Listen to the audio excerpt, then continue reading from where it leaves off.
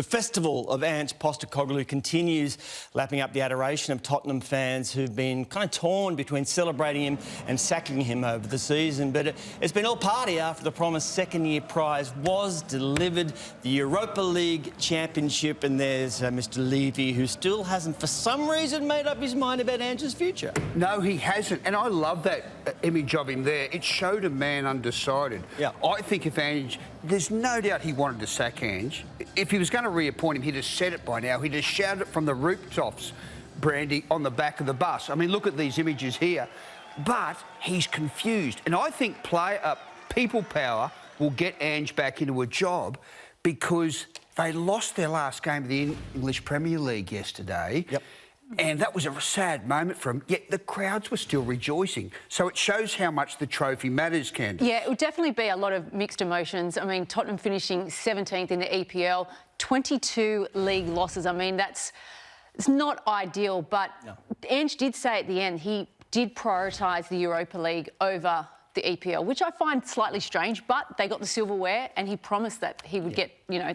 He probably only started to prioritise that when he was going rubbish in the EPL. That's right. Yes. Yeah, but fine line between giving up on the Premiership and focusing on the Europa League. But it's an amazing achievement. It really is. And I was like I've been chatting to... I chatted to Ange on radio back in the day when he was at Brisbane Roar. I used to interview him back then. So I've had a bit of a, bit of a bond with Ange and followed his career, and I just think it's such a good thing to see it happen. So, Crash, if he didn't campaign and he wasn't vocal and he left the gap in play, he would have been gone? So you reckon that saved him? Definitely. Even if he'd have lost that game, I reckon he was gone. But here's the thing. He's got him in the Champions League, and that gives the club $30 million.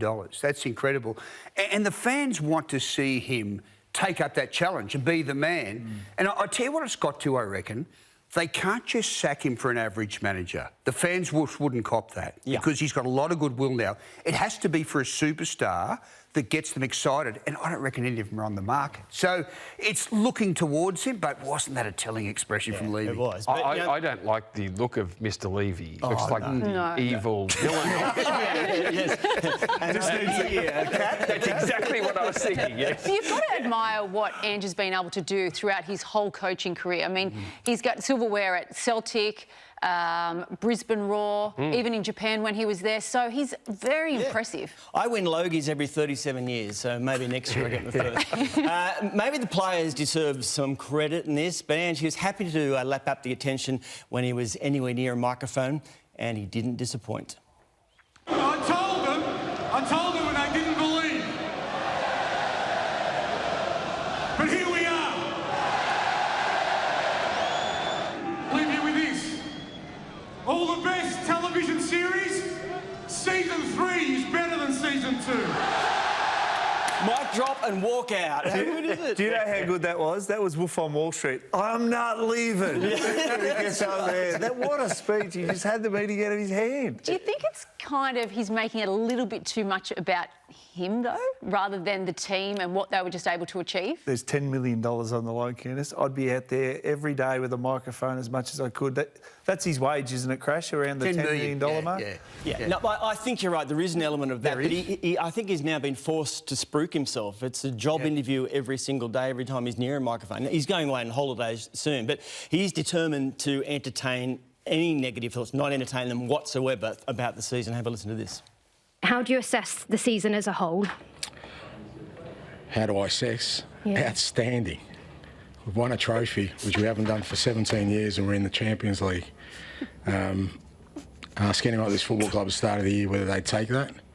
I'm pretty sure there wouldn't be a person in the house who wouldn't. Do you think at that moment he forgot that Tottenham were sitting in 17th place? Right. But I've got to say this.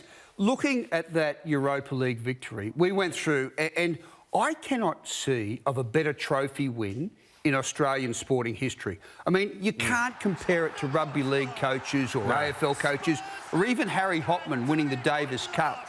I mean, you think of it, he had to go into Germany twice in the Europa League, the Netherlands once, Spain. I mean, it was. I can't. Tony, can you put anything ahead of it in terms of a On the world one-off stage. trophy? No. Not the world. I don't think so, Crash. Not on the world stage. Western Division winning the AMCO Cup, maybe. That's a big call. What about something like the America's That wasn't Cup? good.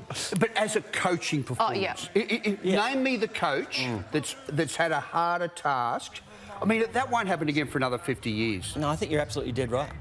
Absolutely dead right. That's a good call, Crash. We'll find. Yeah. Yeah. It's a brilliant performance.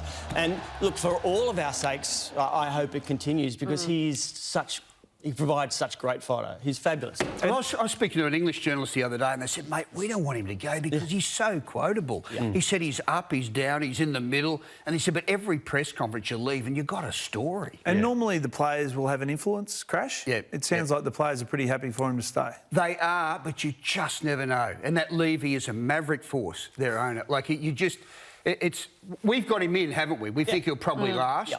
But the longer it goes, the more certain you'd be that he'd probably stay. Yeah. But I'll tell you what was interesting, though. At the end of the game yesterday against Brighton, when their season finished, he brought the family out on the pitch. Yes. Well, we all know what that's a sign of. See ya. If he's not there, at least I think he's going to leave a statue outside Tottenham Stadium, which looks fantastic. And the shiny pants there. They could do one closer to home, maybe at the MCG or somewhere in Melbourne, of course. He's a Melbourne boy. Yeah, Atherton Road in Oakley, that's where all the Greek community are. Yeah. They'd have that in that street, no worries. Absolutely perfect. Well done, Ange Postecoglou.